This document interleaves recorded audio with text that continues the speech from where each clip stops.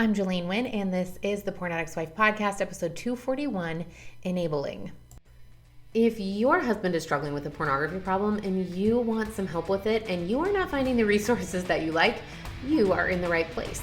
My name is Jolene Wynn. I am a certified life coach. I am an active member of the LDS faith, and I am the wife of a former porn addict. And on this podcast, I am going to share with you the tools that you need in order to start your healing journey. This is where I'm going to show you how to dive deep into intentional living, how to rekindle connection with your spouse, how to manage all that emotional turmoil that you're feeling, how to break the addiction cycle that you have to your husband's addiction, and tell you all of the ways to do that and start healing. I am so glad that you're here, and I can't wait to get started. Let's go. All right. Good morning, my ladies. How are you? Welcome back to the podcast. I'm so excited to have you guys join me today. I want to talk today about enabling.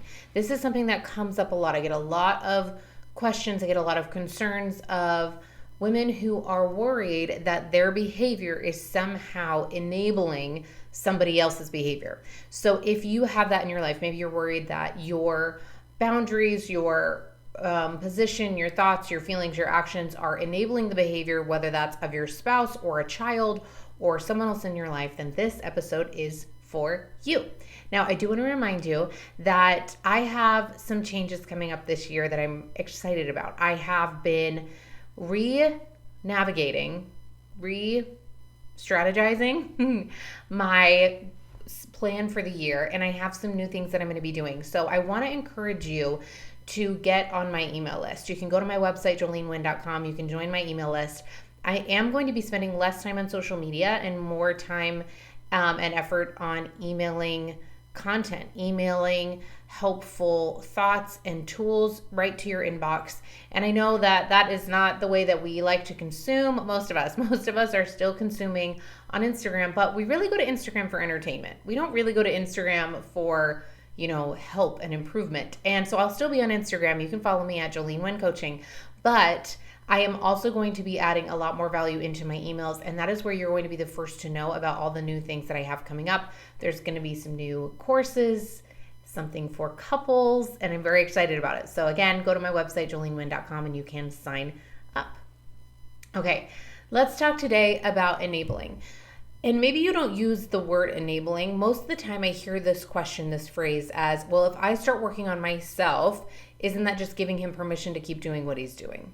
It's basically saying, aren't I somehow responsible for his behavior? Are my actions somehow enabling him to continue to do whatever it is that he's doing? So I want you to think about this today. I'm going to use the example of a husband's pornography problem, but whatever it is in your life, maybe you have a child who is struggling with some kind of behavior and you're worried that you are enabling it. Let's dive into what that actually looks like. So if you go to the definition of enable, it is a verb, okay? And it is to give someone the authority or means to do something, okay? Let's read that again. Enabling is a verb, and it means that to give someone the authority or means to do something. Okay, so if you give your husband the means, even if you hand him pornography, that could be enabling the behavior, okay? But I want you guys to notice something, is that enable is not something that just happens, okay? It's not a state, it's actually something that you have to do. It is a verb, it is an action. You have to actively do it on purpose.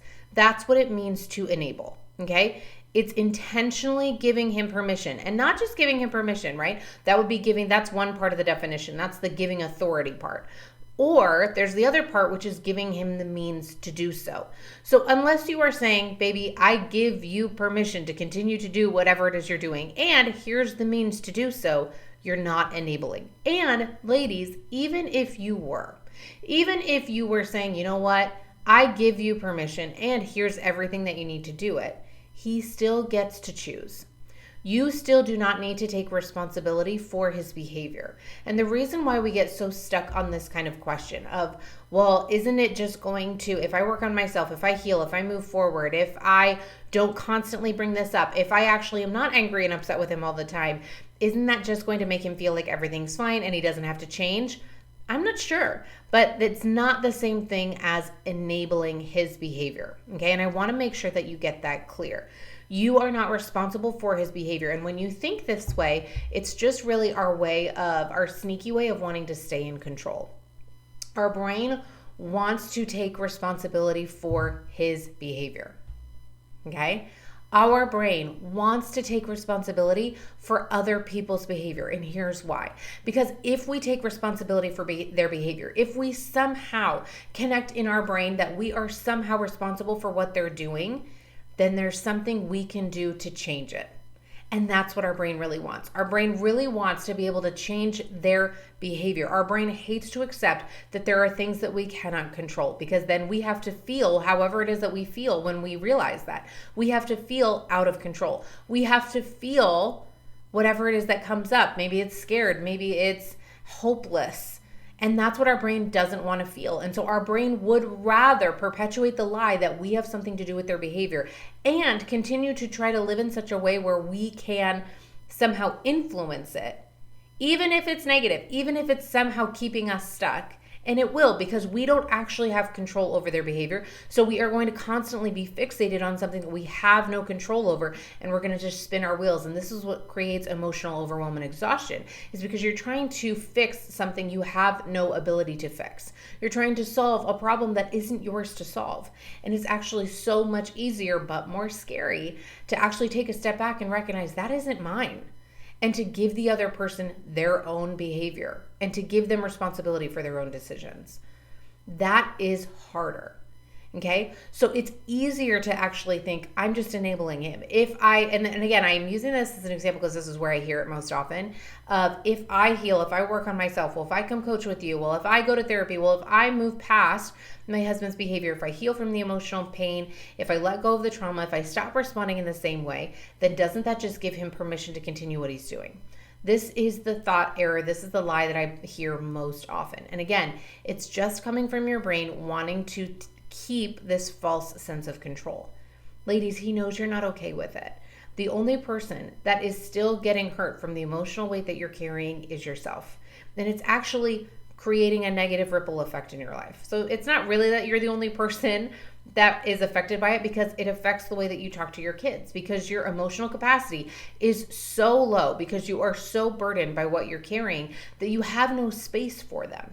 You have no space to even continue in your marriage in a way that even projects remote positivity in the future, because you have so much negativity that you're holding on to. I want to offer ladies today that you take a look at, okay, is there something that I am enabling? And because you might be, maybe you are enabling, maybe it's not your husband, maybe it's somebody else in your life, maybe you are enabling their behavior in some way. Most of the times, the way that I hear the word enable, one is in a religious context, is we talk about, in my religion specifically, the phrase that I use or hear most often is the enabling power of the atonement. We talk about the atonement of Jesus Christ, how he suffered our sins and how he bore all of our sorrows and how he overcame that. And because of that, we are able to live with God again. We're able to, be free from our sins. And that's what the enabling power of the atonement does, right? It enables us.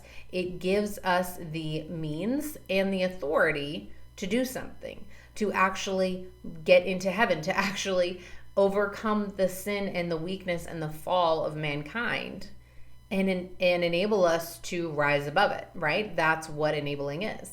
But then I also hear enable usually in terms of addiction, right? Are you enabling an addict? And a lot of times that isn't necessarily handing an addict drugs, but maybe you're giving, somebody the cash to do so.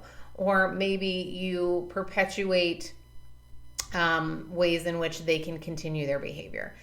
Ladies, I want to again offer, most of you are not doing that. Most of you are not actively giving your husband the means or authority to continue his behavior, okay?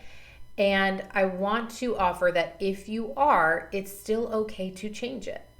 Will it be hard? Totally. Will you probably need to set some boundaries in place? Yes, absolutely, 100%. Not just with the other person, but also with yourself. especially if you're doing this with a child. This can be really difficult in a parent-child relationship because we feel so much obligation to keep that child safe. And it can feel like we're just protecting the other person when in fact we're enabling a behavior that is destructive to that person and destructive to you because it goes against your moral code. Okay?